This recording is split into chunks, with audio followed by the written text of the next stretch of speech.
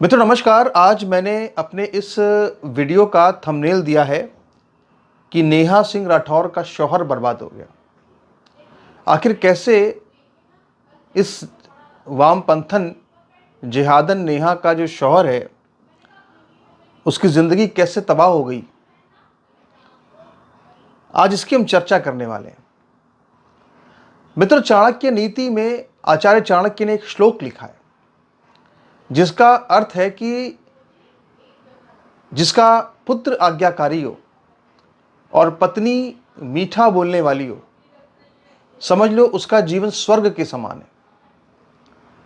लेकिन जिसकी पत्नी कड़वा बोलने वाली हो, कर्कश बोलने वाली हो, उसका क्या होगा आप सोच सकते हो। क्या होता है आप बहुत लोग जानते भी होंगे, लोगों को अनुभव हो ही जाता है। अब आप देखिए नेहा सिंह राठौर कितनी कर्कश गला है इसका, कितना कर्कश गाती है। तो वैसे भी बेचारे इसके शौहर की ज़िंदगी क्या ही होती होगी, आप जान सकते हैं, समझ सकते हैं। लेकिन फिर भी इससे भी बड़ी एक बात हो गई है, मामला कहीं ज़्यादा बढ़ गया है। और ये सब मामला इसलिए इतना बढ़ गया है और बात क्यों इतनी महत्वपूर्ण हो जाती है, क्योंकि एक तस्वीर सामने आई है। आप देखिए, ये फोटो आप देख रहे हैं, ये नेहा सिंह राठौर का खाविंद है, शौहर जिसका नाम है हिमांशु। और ये बेचारा ज़मीन पर बैठा है। और ये जो घर है, ये जो फोटो है, ये फोटो जो भारत के एक न्यायाधीश रहे हैं, वही बड़े वामपंथी मानसिकता के न्यायाधीश रहे हैं, जिनका नाम है मार्कंडे काटजू। तो ये मार्कंडे काटजू के घर की तस्वीर है, जहाँ पे ये बेचारा नेहा सिंह राठौर का शौहर ज़मीन पर बैठा हुआ था। और इसको ज़मीन पर बैठे हुए देख करके मार्कंडे काटजू ने एक फेसबुक पर पोस्ट किया। और वो पोस्ट जो है, वो पोस्ट अगर आप पढ़ेंगे तो सारी जो कहानी है वो बिल्कुल खुल जाएगी, सामने आ जाएगी कि आखिर ये जो मामला है, ये मामला है क्या। हालांकि जो इस पोस्ट में मार्कंडे काटजू बोल रहे हैं वो भी, उससे भी मैं सहमत नहीं हूँ। मैं आपको आगे बताऊंगा कि मैं क्यों उससे सहमत नहीं हूँ। जो बोल रहे हैं वो चीज़ों को बहुत ज़्यादा जनरलाइज कर दे रहे हैं, और जिसको मैं समझता हूँ कि वो उचित नहीं होगा। इनकी जो बात है वो मैं ठीक नहीं समझता। चलिए देखते हैं पहले कि भाई इन्होंने कहा क्या है। लिखते हैं मार्कंडे काटजू साहब कि कुछ कुछ महीने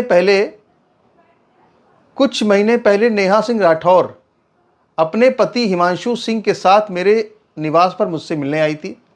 मैं और नेहा कुर्सी पर बैठे थे और हिमांशु ज़मीन पर बैठा था। मैंने उसको एक लतीफ़ा सुनाया। शेर जंगल का राजा होता है। एक बार एक शेर ने तय किया कि मैं एक शेरनी से शादी करूंगा। उसने सारे जंगल के जानवरों को शादी के भोज पर आमंत्रित किया। उन जानवरों में एक बिल्ला भी था। बिल्ला भोज में पहुंचकर वहां नाचने लगा। शेर ने कहा, ये मेरी शादी है तो मुझको नाचना चाहिए, तुम क्यों नाच रहे हो? बिल्ला ने जवाब दिया कि मैं इसलिए नाच रहा हूं क्योंकि मेरी शादी के पहले मैं शेर ही था। ये सोचकर कि आपका क्या हश्र होने जा रहा है, मुझे बड़ी प्रसन्नता हो रही है, इसीलिए मैं नाच रहा हूँ। ये कहानी सुनाकर मैंने नेहा से कहा कि हम सब मर्द शादी के पहले शेर होते हैं, पर शादी के बाद आप पत्नियां हमें बिल्ला बना देती हैं। ये सुनकर हिमांशु जो ज़मीन पर बैठा था बोला, जैसे मैं बिल्ला बन गया हूँ। तो इस जो पूरी और बाकायदा फ़ोटो भी लगाई थी, यानी जो मार्कंडे काटजू हैं, जो जस्टिस हैं, उन्होंने बाकायदा फ़ोटो भी लगाई उसकी। और ये फ़ोटो लगा करके उन्होंने ये पोस्ट किया। 4 दिन पहले का ये पोस्ट उन्होंने किया है। अब यहाँ पर देखिए साहब, वो पूरे मामले को ना बड़ा हल्का कर दे रहे हैं कि मामला कितना हल्का कर दिया उन्होंने कि अरे कोई बात नहीं, जब नेहा सिंह राठौर ने अपने शौहर को, खाविंद को जो है बैठा दिया अगर मान लीजिए फर्श पर, तो क्या हो गया। ऐसा तो अक्सर होता ही है कि जो पत्नियां होती हैं वो पति को जो है दबा कर रखती हैं, उनको बिल्ला बना देती हैं मतलब उन्होंने इस घटना को बहुत ज़्यादा डाउन कर दिया, डाउनग्रेड कर दिया। लेकिन ये मामला इतना ऐसा नहीं है जो जैसा कि बताया जा रहा है। आप ये बताइए चलिए ठीक है, मान लीजिए कि भाई हम ये बात को हम स्वीकार करते हैं कि पत्नी जो होती है ना वो बड़ी खतरनाक लड़ाका होती है। मतलब वो आपसे ज़िंदगी भर लड़ेगी, आपसे 8 साल 10 साल 15 साल लड़ती रहेगी लड़ती रहेगी लड़ती रहेगी, आखिर आपको मजबूर कर देगी कि साहब अब आपको शांत होकर चुपचाप रहना है, जो वो कहे उसको सुन लो। अक्सर ऐसा होता है, ऐसा मेरे साथ नहीं है पर मैं बता रहा हूँ, मैं तो बहुत मतलब कि ऐसा नेचर नहीं मेरा, बहुत बहुत ड्रामेटिक नेचर है मेरा। लेकिन बाकी जो लोग होते हैं आमतौर पे उनकी बात मैं कर रहा हूँ कि सोचते हैं यार कितना कौन लड़े यार, छोड़ो, लड़ते लड़ते लोग थक जाते हैं, चलो जो कह रही वही मान लो ठीक है। लेकिन वैसी पत्नियां भी जो होती हैं ना, जो डोमिनेटिंग नेचर थोड़ा रखती हैं, वो भी ऐसा नहीं करती हैं कि अपने पति को सरेआम बेइज्जत करें। ये बड़ा ही विचित्र व्यवहार है कि अगर कोई चाहे कितनी ही घर में पत्नी की चलती हो, फिर भी जब पत्नी अपने पति को बाहर लेके निकलती है तो उसका बहुत सम्मान करती है। ठीक है, चाहे कितनी ही दिक्कत परेशानी क्यों ना हो जाए, वो खुद कष्ट सह लेगी पर अपने पति को कभी कष्ट सहने नहीं देती है। अगर बैठने को भी कहा जाए तो वो खुद बैठ जाएगी, वो खुद खड़ा रहेगी मगर अपने पति को बैठने देगी। ऐसा तो है नहीं कि मार्कंडेय काटजू साहब के घर में बैठने के लिए कुर्सी ही नहीं होगी। लेकिन नेहा सिंह राठौर शायद ये समझती है कि उसके पति की औकात नहीं है अभी कि वो उसके बराबर में बैठ सके, या अगर मार्कंडेय काटजू साहब के बगल में बराबर में बैठ सके, ऐसा उसकी औकात नहीं है। तो ये बड़ा कटु सत्य है कि अगर कोई नेहा सिंह राठौर जैसी किसी की पत्नी हो जो इतनी डोमिनेटिंग नेचर की हो कि वो मोदी को भी जो है साहब बोल करके उनके ऊपर गीत बनाती है, और कई बार तो उसके गीत सुन के लगता है कि जैसे मोदी ही को अपना पति मान लिया है क्या उसने। कई बार ऐसा लगता है, मैं आपको मतलब मजाक नहीं कह रहा हूँ, ऐसा लगता है। उसके उसके गाने सुनो ना, जिस तरह से वो ताने मारती है मोदी जी को, उलाहने देती है मोदी जी को, लगता है कि जैसे कोई पत्नी किसी पति से ताने मार रही हो, उलाहने दे रही हो हैं। तो लगता है कि उसने मन ही मन उसको ही अपना सब कुछ मान लिया, स्वामी मान लिया, क्या मान लिया भगवान जाने, जो भी है। बहरहाल ऐसी जिसकी पत्नी हो तो जाहिर सी बात है कि इसका मतलब कहीं ना कहीं भाई मामला तो गड़बड़ है, मामला तो गड़बड़ है।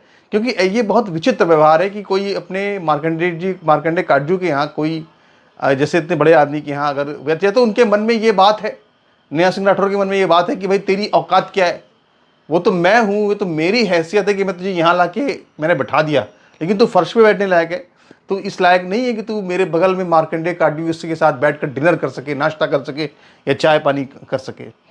तो ये सारे की सारी पूरी जो तस्वीर है, इस तस्वीर के पीछे की कहानी तो यही नज़र आती है। लेकिन इसमें हिमांशु भी कम जिम्मेदार नहीं है, इसका जो पति है हिमांशु, ये भी इसके लिए कम रिस्पॉन्सिबल नहीं है। इसने खुद ही अपनी इज्जत पूरी गंवाई है।